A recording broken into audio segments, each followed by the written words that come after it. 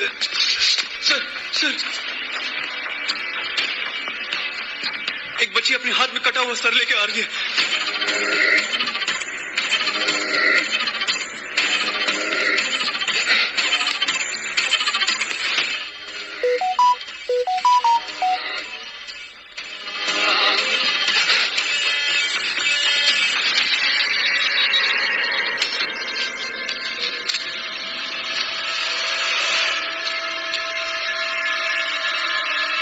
छह महीने पहले ही उस तिरुपति का सर कटा हुआ मिला था और अब ये दूसरा कहां से आ गया?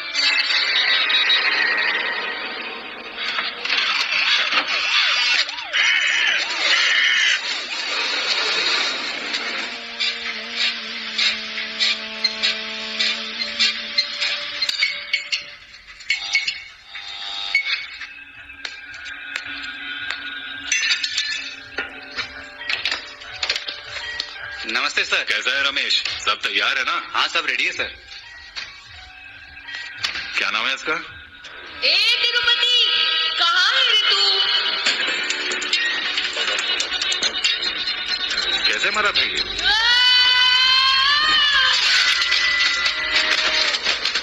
क्या कहा तुमने? इसकी बीवी ने इसका गला काट दिया था।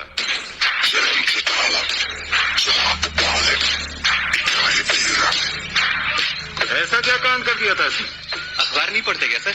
तिरुपति दुल्हनों को शादी के बाद उठाकर ले जाता था और रेप करके मार देता था सर।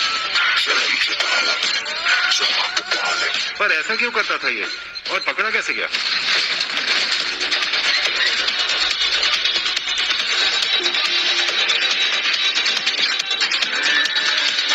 अच्छा हुआ मार दिया। ऐसा करके पूरे गांव को बचा लिया उसने।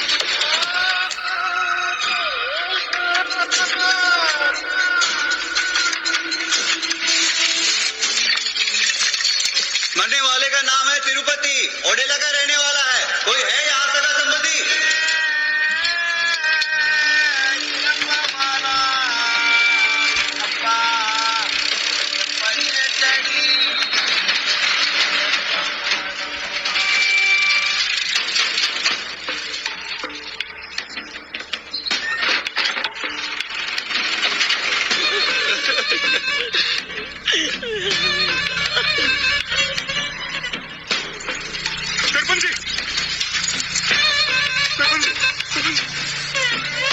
सरपंच जी, तिरुपति की बॉडी लेकर आए।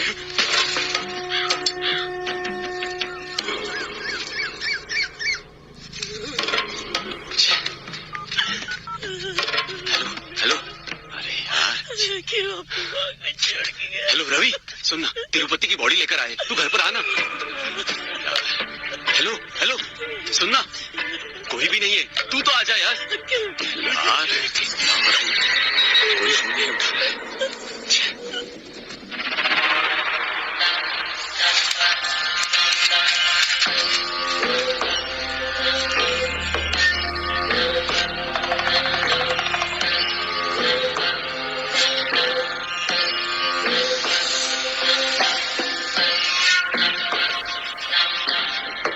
ध्यान से देखना पंडित जी, उस कमीने ने हमारे पूरे गांव का नाम बदनाम करके रखा है।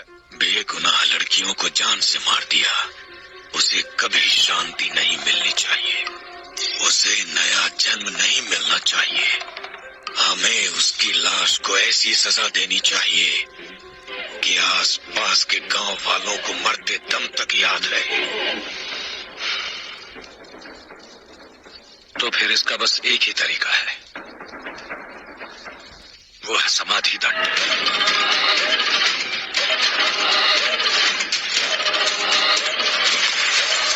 क्या मतलब? परिवार में जब कोई मरता है तो हम क्या करते हैं राजा रेड्डी?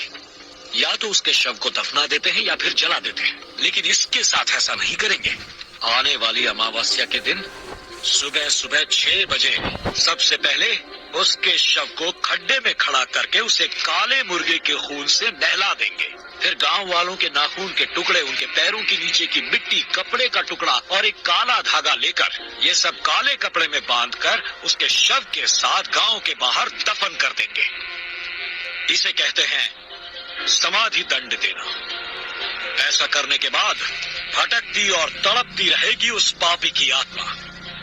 तिरुपति की आत्मा को नया जन्म कभी नहीं मिलेगा और वो दुष्ट आत्मा नरक की पीड़ा भोगेगी। लेकिन पंडित जी, मरे हुए आदमी को सजा देना जरूरी है? तेरी माँ या बहन नहीं मरी है ना, इसलिए तुझे ये समझ में नहीं आएगा। सही कहा, समाधि दंड देंगे उसे। ओए राजू, हाँ भैया। तूने पंडित जी की बात सुन ली ना? हाँ। ये बात गांव में सबको बता दो। सुनो सुनो सुनो, माता के मंदिर के पास बरगद के पेड़ के नीचे जहां हम जानवरों को दफनाते हैं, उसी जगह तिरुपति के शव को समाधि दंड दिया जाएगा।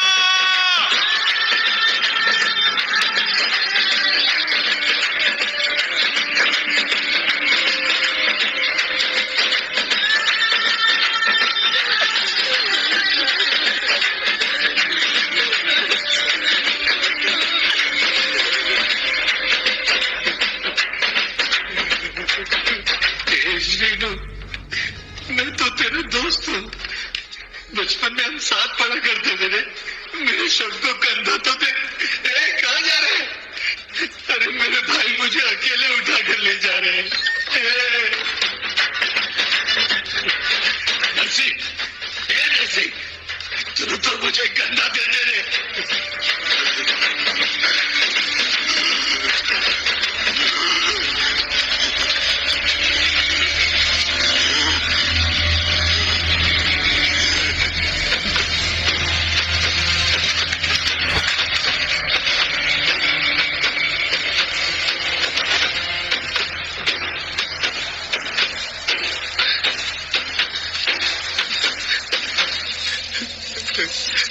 सरपंच जी,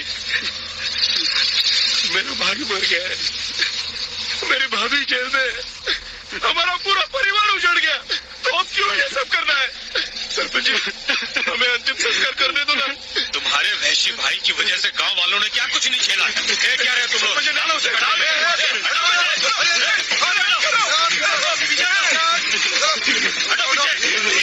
ऐसा मत करो मेरे साथ। छोड़ता हूँ, मुझसे गलती हो गई। मेरी बीवी ने मेरा गला काटकर मुझे पहले ही सजा दे दी है। मेरे पापों की सजा मुझे पहले ही मिल गई। मुझे बख्श दो। एक लाश के साथ आप लोग ऐसा क्यों कर रहे हो? सजा मिल गई मुझे, समाधि दंड क्यों दे रहे हो? अरे मुर्गी लेकर आओ। रुक जाओ, रुक जाओ, रुक जाओ। मेरे शरीर को चला दो, मुझे समाधि दंड कर दो, बस मुझे चला दो। रुक जाओ, रुको, रुको।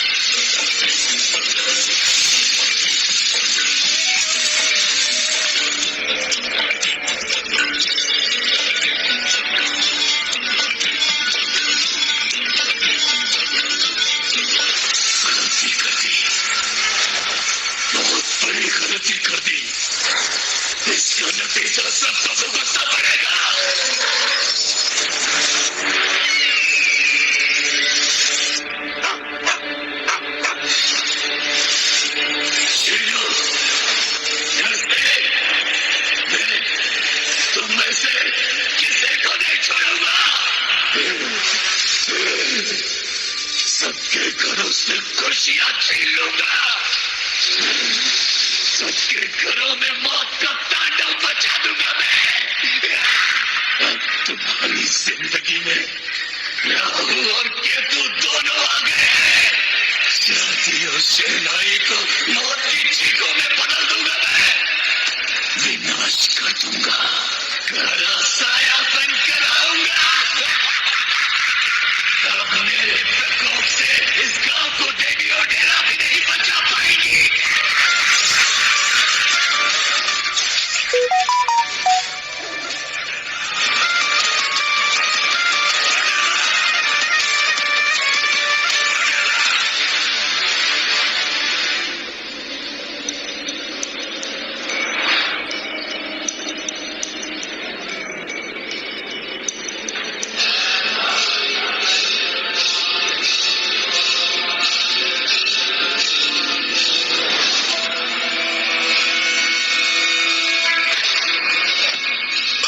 उपमहाद्वीप में दक्षिण पूर्वी दिशा में गंगा नदी से 1000 किलोमीटर दूर दक्षिणी किनारे के पास देवी ओडेला के जन्म स्थान पर एक दुष्ट आत्मा कहर बरसाने को तैयार है। वो रक्त की हर एक बूंद को संचित कर रही है और सही अवसर की तलाश में बैठी है। यदि आपने ये अपनी दिव्य दृष्टि से देख लिया है तो पूर्ण विध्वंस होना अटल है गुरुजी। विध्वंस तो सदा से होता आया है। यदि वहाँ एक दुष्ट आत्मा का जन्म हुआ है तो निश्चय ही ईश्वर ने भी कहीं न कहीं अवतार ले लिया होगा। ईश्वर ही एकमात्र सत्य है।